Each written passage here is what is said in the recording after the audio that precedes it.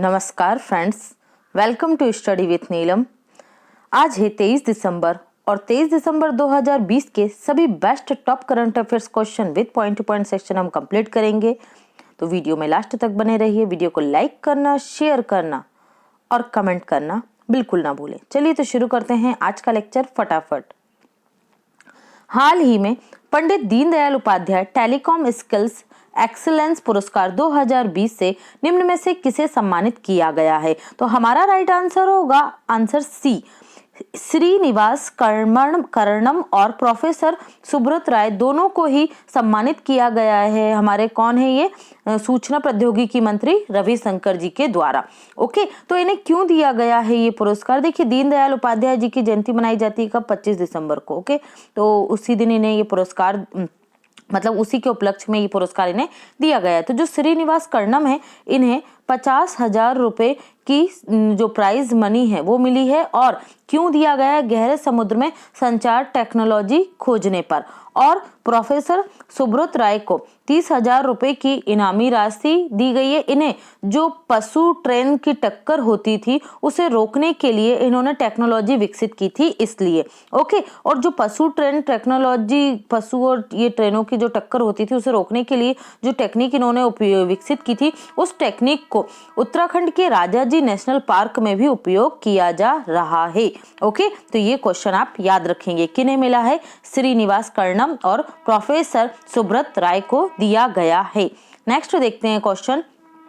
हाल ही में जारी एक रिपोर्ट के अनुसार 2014 से 2018 तक भारत में तेंदुओं की आबादी में कितने प्रतिशत की वृद्धि दर्ज की गई है? तो राइट आंसर होगा यहाँ पर हमारा 60%।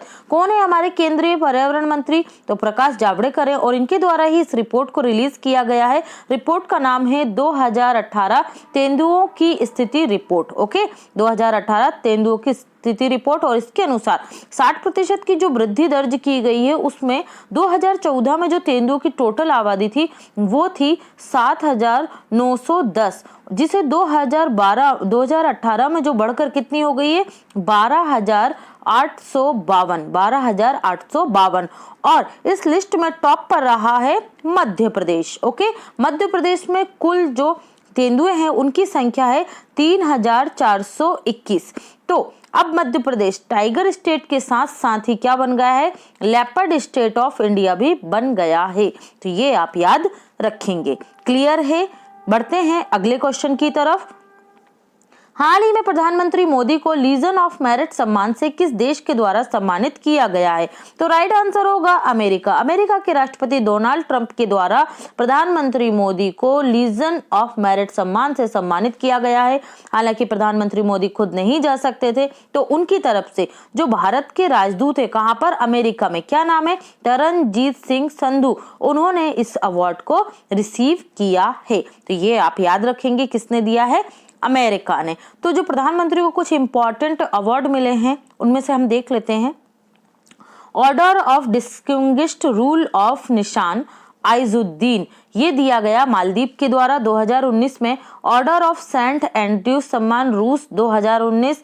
Order of Zayed award UAE और लीजन ऑफ मेरिट यूएसए। ठीक है, तो ये कुछ इंपॉर्टेंट अवार्ड है, याद रखिएगा। और इन्हें चैंपियंस ऑफ अर्थ अवार्ड भी दिया जा चुका है।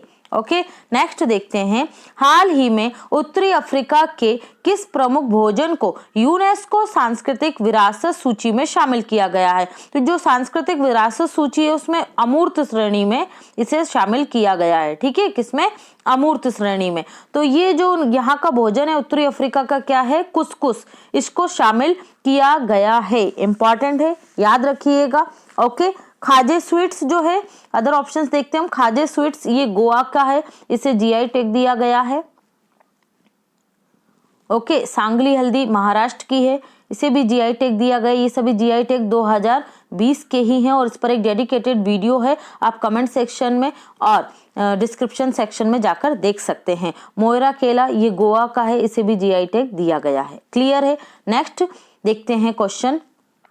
निम्न में से किसके द्वारा Vajpayee the year that change India नामक पुस्तक को लिखा गया है? तो राइट आंसर होगा यहाँ पर शक्ति सिन्हा। शक्ति सिन्हा जो पूर्व प्रधानमंत्री थे अटल बिहारी वाजपेयी, उनके निजी सचिव थे और उनकी 96वीं वर्षगांठ मतलब 25 दिसंबर, ठीक है, 96वीं वर्षगांठ पर इस पुस्तक को लॉन्च किया जाएगा। किसने लिखी है? याद रखिएगा, शक्ति सिन्हा ने लिखी है। ओके, चित्रा बनर्जी, दिवाकरुणी, इनकी बुक आई थी द लास्ट क्वीन, ठीक है, रानी जिंदा पर। एन.के. सिंह ये 15वें वित्त आयोग के अध्यक्ष हैं और इनकी बुक आई थी portrait of power. Anupam Kher ये फिल्म अभिनेता है और इनकी बुक आई थी today is your day. Okay, तो ये भी आप याद रखिएगा। नेक्स्ट देखते हैं, हाल ही में बीबीसी के वर्ष का सर्वश्रेष्ठ खिलाड़ी पुरस्कार निम्न में से किसे चुना गया है? ठीक है, प्लेयर ऑफ द ईयर किसे चुना गया है? तो राइट आंसर होगा यहाँ पर हमारा लुइस हैमिल्टन को चुना गया है। फॉर्मूला 1 रेस के ड्राइवर हैं और मर्सिडीज कंपनी के ड्राइवर है। किस कार कंपनी के हैं? मर्सिडीज के हैं। किस देश से हैं? तो ये ब्रिटेन से ही है और लगातार 7 बार के क्या रहेंगे? चैंपियन रहे हैं, ठीक है, 7 बार के, और इन्हें ही मिला है BBC player of the year का अवार्ड, लुइस हैमिल्टन। क्लियर है, याद रखिएगा। और बाकी सभी भी क्या है? फॉर्मूला 1 रेस के ही ड्राइवर है। और 15 दिसंबर का जो वीडियो हमने अपलोड किया था, हमने इसके लिए अलग से वीडियो ना बनाकर करंट अफेयर्स वाले सेक्शन में ही सारी की सारी जो 17 आपकी फॉर्मूला 1 रेस हैं उन्हें दे दिया गया है, तो उन्हें आप अच्छे से याद कर लीजिएगा। ओके, नेक्स्ट देखते हैं, हाल ही में यूनेस्को ने किस देश की हॉकर संस्कृति को सांस्कृतिक विरासत सूची में शामिल किया है? तो हॉकर संस्कृति ये कहाँ की है? सिंगापुर की है। देखिए सिंगापुर में क्या होता है, खुले प्लेस में विश्व के सभी महत्वपूर्ण भोजन जो होते हैं वो इस तरीके से खुले प्लेस में प्राप्त होते हैं, ठीक है, तो इसे क्या कहा जाता है? हॉकर संस्कृति कहा जाता है। कहां पर है? सिंगापुर में। और इसे भी क्या किया गया है? सांस्कृतिक विरासत सूची में शामिल किया गया है। ओके, अभी हमने पीछे पढ़ा कुसकुस कहाँ की है? उत्तर अफ्रीका का एक भोजन है प्रमुख, ठीक है, उसे शामिल किया गया है यूनेस्को की सांस्कृतिक अमूर्त विरासत सूची में। तो यहाँ हम बात कर लेते हैं यूनेस्को की। तो यूनेस्को का फुल फॉर्म होता है United Nation Educational Scientific Cultural Organisation. स्थापना हुई थी इसकी 4 नवंबर 1945 में। हेडक्वार्टर आपको मिलेगा पेरिस, फ्रांस में, और वर्तमान में इसके डायरेक्टर जनरल हैं ऑड्रे अजेलो हैं। और यूनेस्को से कुछ इंपॉर्टेंट पॉइंट देख लेते हैं हम, जो कल्चर हेरिटेज के लिए, ठीक है, श्रीनगर की आमेर कॉलेज था, उसे चुना है किसने? यूनेस्को ने। तो ये आप याद रखेंगे, अमर सिंह कॉलेज कहाँ पर? आमेर सिंह कॉलेज श्रीनगर। ओके, और इसी लिस्ट में यूनेस्को ने विश्व विरासत स्थलों की सूची में भारत के 2 शहरों को शामिल किया जो मध्य प्रदेश के हैं, ग्वालियर और छह शहर, ठीक है, इन्हें किला शहर है दोनों। और इस प्रकार भारत में यूनेस्को के जो प्रमुख विरासत शहर है उनकी संख्या कितनी हो गई है? 40 हो गई है। ओके, तो ये पॉइंट आप याद रखेंगे। सिंगापुर की बात आई है तो सिंगापुर की कैपिटल क्या है? सिंगापुर सिटी है। ओके, और यहाँ के राष्ट्रपति कौन है? हलीमा याकूब हैं। यहाँ के प्रधानमंत्री हैं लू सिएन लिंग, जो दोबारा निर्वाचित हुए हैं। ओके, और सिंगापुर में ही 2021 में होगी WEF की 50वीं बैठक, वर्ल्ड इकोनॉमिक फोरम की 50वीं बैठक कहाँ आयोजित होगी? सिंगापुर में होगी। कब होगी? 2021 में आयोजित होगी। ओके, तो ये सभी इंपॉर्टेंट पॉइंट थे, आप इन्हें याद रखेंगे। ओके, बढ़ते हैं अगले क्वेश्चन की तरफ। ये देख लीजिए मैप में सिंगापुर है यहाँ पर। ओके, और ये रहा हमारा प्यारा भारत। चलिए बढ़ते हैं अगले क्वेश्चन की तरफ। हाल ही में IORA मंत्री परिषद की 20वीं बैठक में निम्न में से किस देश में आयोजित की गई? देखो IORA का फुल फॉर्म क्या होता है? Indian Ocean Rim Association. Indian Ocean Rim Association की मंत्री स्तरीय 20वीं बैठक किस देश में संपन्न हुई? तो वर्चुअली ही सम्मेलन हो रहे हैं, आपको पता है अगर तो। ओके, कोविड-19 की वजह से। तो ये जो इसकी 20वीं बैठक थी और इसका आयोजन किया गया था यूनाइटेड अरब अमीरात में, UAE में। ओके, जो इंडियन ओशियन रिम एसोसिएशन है, इसका एक महत्वपूर्ण पॉइंट आपको याद रखना है, ये जो फ्रांस है ये इस एसोसिएशन का 23वां सदस्य बना है 2020 में। ओके, फिर इस एसोसिएशन की स्थापना कब हुई? 1997 में हुई थी। ओके, हेडक्वार्टर आपको मिलेगा इसका रिम एसोसिएशन का इवने मॉरिशस में इसका हेडक्वार्टर मिलेगा। तो ये सभी इंपॉर्टेंट पॉइंट है, आप इन्हें याद रखेंगे। ओके, ये याद रखिएगा कि इसकी बैठक कहाँ संपन्न हुई? यूनाइटेड अरब अमीरात में संपन्न हुई, ऑनलाइन। ओके, नेक्स्ट देखते हैं हम IORA के बारे में देख लेते हैं। इसकी जो बैठक हुई है 2020 की थीम क्या रखी गई? Promoting a share destiny and path to prosperity in the Indian Ocean. France बना 23वां सदस्य, स्थापना 1997, हेडक्वार्टर इवने मॉरिशस और इसके डीजी कौन है? नोमवयो नोक्वे। ठीक है, तो ये सभी इंपॉर्टेंट पॉइंट है, आप याद रखिएगा। नेक्स्ट देखते हैं, हाल ही में सरकार ने किसानों की सफलता की कहानी को उजागर करने के लिए निम्न में से किस नाम से एक ई बुकलेट लॉन्च की है? तो ये जो ई बुकलेट है इसका नाम है पुटिंग फार्मर फर्स्ट। इंग्लिश में ये पुटिंग फार्मर फर्स्ट के नाम से और हिंदी में है अन्नदाताओं को समर्पित मोदी सरकार। ओके, तो ये हिंदी और इंग्लिश दोनों में लॉन्च की गई है। इसमें तीनों कृषि कानून है उनसे संबंधित जो कॉन्ट्रैक्ट फार्मिंग से अभी तक किसानों को लाभ हुआ है उसकी कहानी बताई गई है। ओके, तो ये याद रखिएगा, इंपॉर्टेंट है, पूछा जा सकता है। हाँ, एक और चीज आप याद रखना, यहाँ पर एक न्यूज़पेपर भी निकला है, ट्रॉली टाइम्स। ओके, किसान आंदोलन में ही ट्रॉली टाइम्स नामक एक किसानों की तरफ से न्यूज़पेपर निकाला जा रहा है। 4 पेजेस का ये न्यूज़पेपर होगा। इसमें जो पटकथा लेखक हैं कौन? सुरमीत मावी और जो फोटोग्राफर हैं उनके द्वारा, फोटोग्राफर है गुरमीत, इन दोनों के द्वारा इस ट्रॉली टाइम्स को निकाला जा रहा है। ये हिंदी और पंजाबी दोनों भाषाओं में है, हिंदी और पंजाबी। ओके, तो ये भी आप याद रखिएगा क्योंकि फार्मर्स का प्रोटेस्ट तो तीनों बिलों के लिए हो रहा है, लेकिन जो अदर एक्टिविटीज हो रही हैं वो भी आपको पता होना चाहिए। ओके फ्रेंड्स, नेक्स्ट क्वेश्चन देखते हैं हम।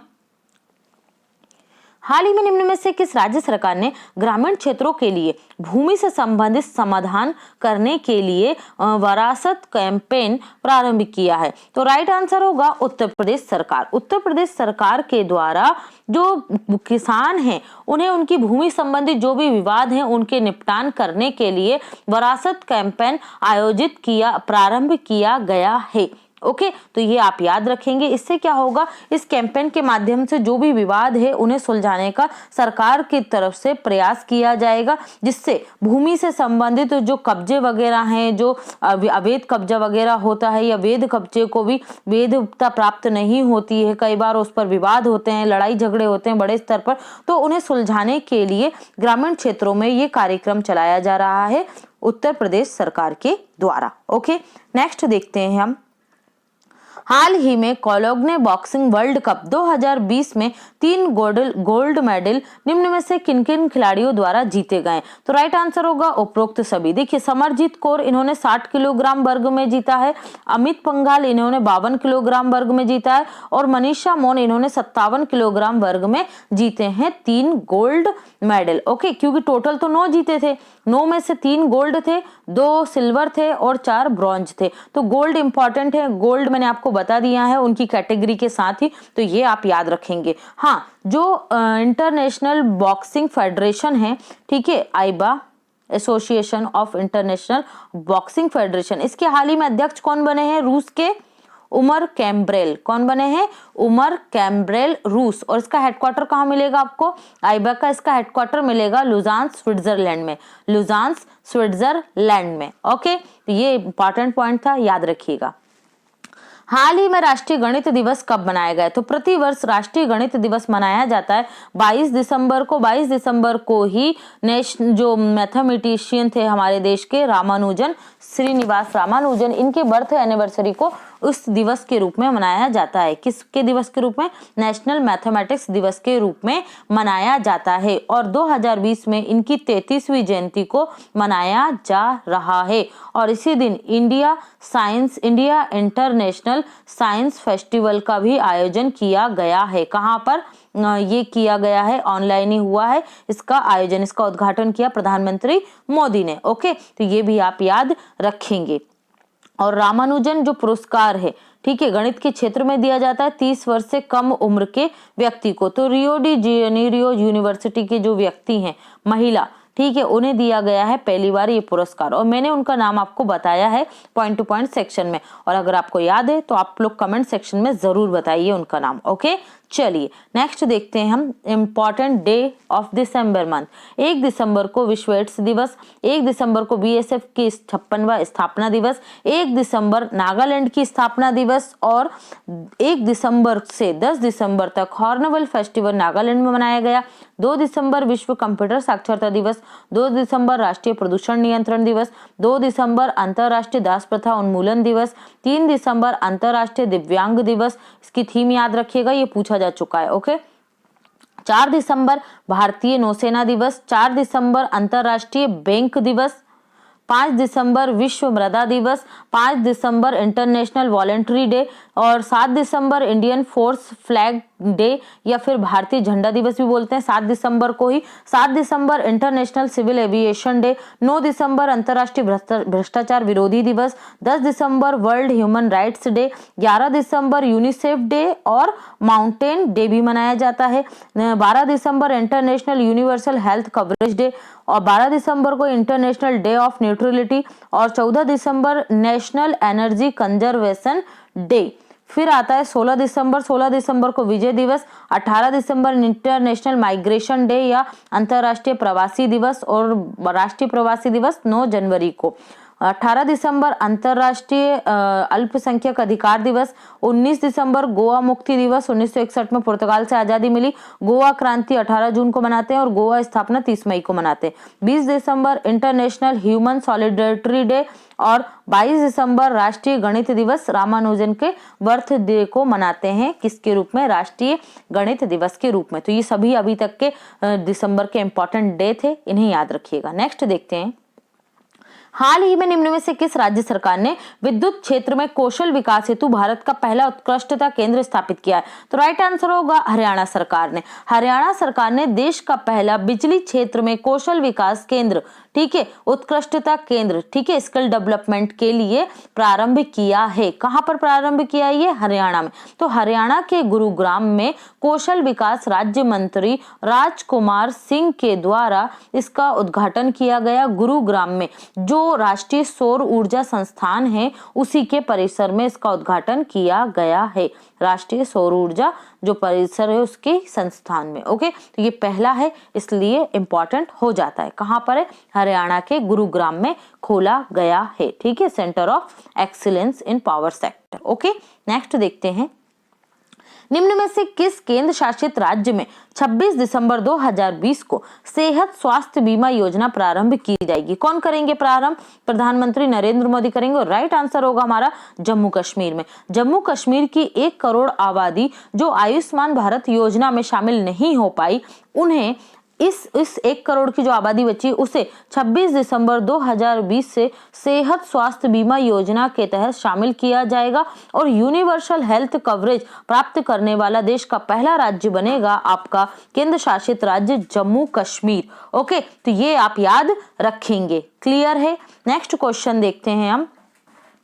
अगर आप स्टडी विथ नीलम चैनल पर पहली बार आए तो फटाफट से हमारे चैनल को सब्सक्राइब कर लीजिए, लाइक शेयर और चैनल को सब्सक्राइब करना बिल्कुल मत भूलिए, क्योंकि जब आप वीडियो को लाइक करते हैं और कमेंट करते हैं तो हमें बहुत ज्यादा सपोर्ट मिलता है। तो अपना सपोर्ट इसी तरीके से बनाए रखिए जिससे हम मोटिवेट होते हैं। ओके फ्रेंड्स, देखते हैं हम पॉइंट टू पॉइंट सेक्शन। हाल ही में ओह असम नामक पुस्तक को PS श्रीधरन पिल्लई ने लिखा है। इसे लॉन्च किसने किया? तो उपराष्ट्रपति एम वेंकैया नायडू के द्वारा लॉन्च किया गया। PS श्रीधरन की एक और बुक आई थी जो हमने पढ़ चुके हैं, कोरोना कविता काल। ओके, तो इसे भी आप याद रखेंगे। हाल ही में भारत सरकार के द्वारा ब्रांड इंडिया मिशन प्रारंभ किया गया और इसका उद्देश्य क्या है? इसका उद्देश्य निर्मित उत्पादों की गुणवत्ता में वृद्धि करना, जिससे भारत जो विश्व के उच्च गुणवत्ता वाले जो देश है जिनके प्रोडक्ट की गुणवत्ता सभी मानकों पर उच्च रहती है, तो हमारे प्रोडक्ट भी क्या हो, उसी मानक को प्राप्त कर सके। इसलिए कौन सा अभियान प्रारंभ किया गया? Mission brand India. ओके, रक्षा मंत्री राजनाथ सिंह ने भारत की पहली उन्नत हाइपरसोनिक विंड टनल परीक्षण सुविधा का केंद्र का उद्घाटन किया और भारत विश्व का तीसरा देश बन गया। पहले दो देश हैं रूस और अमेरिका इस क्षमता को प्राप्त करने वाला। ओके, और इसे विकसित किसने किया? DRDO के द्वारा विकसित किया गया है ये विंड टनल और स्वदेशी है। सबसे इंपॉर्टेंट चीज यही आपको याद रखनी है। कहां पर किया गया है? हैदराबाद में। ओके, प्रेगनेंसी बाइबल पुस्तक की लेखक कौन है? तो करीना कपूर खान है। Pregnancy Bible. हाल ही में विदेश मंत्री S जयशंकर ने प्रेम प्रकाश द्वारा लिखित कौन सी पुस्तक है? रिपोर्टिंग इंडिया को लॉन्च किया है। ठीक है, प्रेम प्रकाश की पुस्तक है रिपोर्टिंग इंडिया और लॉन्च किया है हमारे विदेश मंत्री S जयशंकर ने। अमित त्रिपाठी की पुस्तक हम देख चुके हैं, धर्मा रिकॉर्डिंग हो गया है, decoding the apex for a meaningful life. Shashi Tharoor की पुस्तक का नाम है the battle of belonging. Manish Sisodia जो दिल्ली के डिप्टी CM, इनकी पुस्तक आई थी बापू द अनफॉरगॉटेबल। ओके, तो ये सभी इंपॉर्टेंट बुक है, याद रखिएगा। गुजरात सरकार ने 1 लाख से अधिक आबादी वाले शहरों और कस्बों में दीनदयाल क्लिनिक गरीब लोगों के लिए प्रारंभ किए हैं। ठीक है, देखिए दीनदयाल जो क्लिनिक है वो गुजरात सरकार ने प्रारंभ किए हैं। ओके, अम्मा मिनी क्लिनिक ये तमिलनाडु सरकार ने प्रारंभ किए हैं। अम्मा मिनी क्लिनिक का तमिलनाडु सरकार और मोहल्ला क्लिनिक दिल्ली सरकार। तो तीनों को अच्छे से याद रखिएगा। हाल ही में उत्तर प्रदेश सरकार ने BC बैंकिंग करस्पॉन्डेंट सखी योजना, BC सखी योजना महिलाओं को विशेष लाभ पहुंचाने के लिए प्रारंभ की गई है। ग्रामीण क्षेत्रों में बैंकिंग क्षेत्र से महिलाओं को जोड़ने का ये काम करेंगी। कौन करेंगी? BC सखी योजना। जैसे आंगनवाड़ी कार्यकर्ता होती है उसी तरीके से BC होंगे। ठीक है, ये महिलाओं को जागरूक करेंगे किससे जुड़ने के लिए? वित्तीय समावेशन और बैंकिंग क्षेत्र से जुड़ने के लिए। RuPay select debit card NPCI national payment corporation of India के साथ मिलकर सेंट्रल बैंक ऑफ इंडिया ने लॉन्च किया है। ओके, तो जो NPCI है आपको याद रखना, इसकी स्थापना कब हुई? 2008 में। हेडक्वार्टर आपको मिलेगा मुंबई में। ओके, ये आप याद रखेंगे। और इसके MD CEO कौन है? दिलीप असवे। MD CEO Dilip असवे। यहाँ बात आई है सेंट्रल बैंक की, तो सेंट्रल बैंक की स्थापना 1911 में हुई। हेडक्वार्टर मुंबई में मिलेगा और इसके वर्तमान में CEO हैं पल्लव महापात्र। तो ये आप याद रखेंगे। नेक्स्ट देखते हैं, हिमाचल प्रदेश सरकार ने धर्म की स्वतंत्रता अधिनियम 2019 को मंजूरी दे दी है। मतलब वो लव जिहाद वाला जो कानून है वही है यहाँ पर। पहले अध्यादेश के द्वारा किसने पारित किया? उत्तर प्रदेश ने। ओके, अब हिमाचल प्रदेश, और हिमाचल प्रदेश के बाद हरियाणा और मध्य प्रदेश भी इस तरीके के कानून लाने वाले हैं। इसके बाद जबरन धर्मांतरण पर अब जितने साल की सजा का प्रावधान है, तो 7 साल की सजा दी जाएगी अगर क्या किया जाता है? मजबूर करके आपसे धर्म परिवर्तन करवाया जाता है। तो तमिलनाडु के ऑलराउंडर और 2 IPL टीमों में खेल चुके जिस भारतीय क्रिकेटर ने हाल ही में क्रिकेट के सभी प्रारूपों से संन्यास का ऐलान किया, तो यो महेश। क्या नाम है इनका? यो महेश। रक्षा मंत्री राजनाथ सिंह ने जिस शहर में भारत की पहली हाइपरसोनिक की हम देख चुके हैं, कहां पर? हैदराबाद में। जिस देश के राष्ट्रपति विद्या देवी भंडारी ने प्रधानमंत्री KP शर्मा ओली की मंत्रिमंडल सिफारिश पर संसद भंग कर दी है, तो नेपाल की है ये, याद रखिएगा। ठीक है, नेपाल की राष्ट्रपति कौन है? विद्या देवी भंडारी। हाल ही में विश्व बैंक ने भारत में मौजूद बांधों के प्रदर्शन में सुधार लाने और उनकी सुरक्षा में सुधार के लिए जितने $मिलियन को मंजूरी दी है, तो $250 मिलियन देगा। कौन? World bank. किसके लिए देगा? मौजूदा बांधों के प्रदर्शन में सुधार के लिए और उनकी सुरक्षा में सुधार के लिए। किस मंत्रालय ने हरियाणा में होने वाली खेलो इंडिया यूथ गेम्स 2021 में कितने देशज स्वदेशी खेलों को शामिल करने की मंजूरी दी है? तो 4 है। ठीक है, कौन कौन सा है? थांगला है मणिपुर का, ये भी मार्शल आर्ट है थांगला। और फिर है आपका मलखंब, फिर है आपका गटका जो कहाँ का है, पंजाब का, और फिर है आपका तीसरा है कायाली पट्टू, ये है केरल का। तो इन चारों को ही याद रखिएगा, चारों मार्शल आर्ट के ही अलग अलग देशी प्रकार हैं।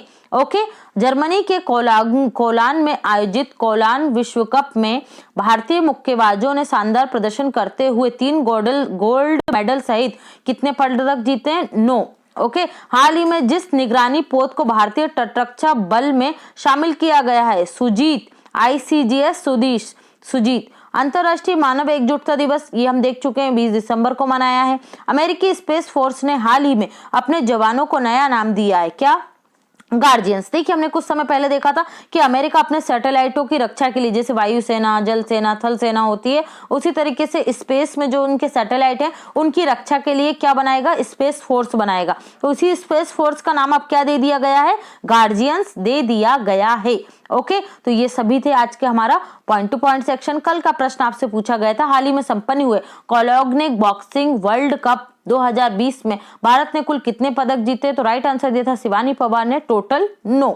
ओके, और जिन्होंने आंसर नहीं दिया है प्लीज आप लोग आंसर किया कीजिए, जिससे पता चलता है कि कितने लोग इंगेज हो पा रहे हैं सही से। ओके, आज का आपका क्वेश्चन है, हाल ही में 2500 वर्ष पुराने पुरातात्विक स्थल की सुरक्षा के लिए बिहार में निम्न में से किस नदी के मार्गों परिवर्तित किया जाएगा? Okay friends, thanks for watching. Have a great day and take care.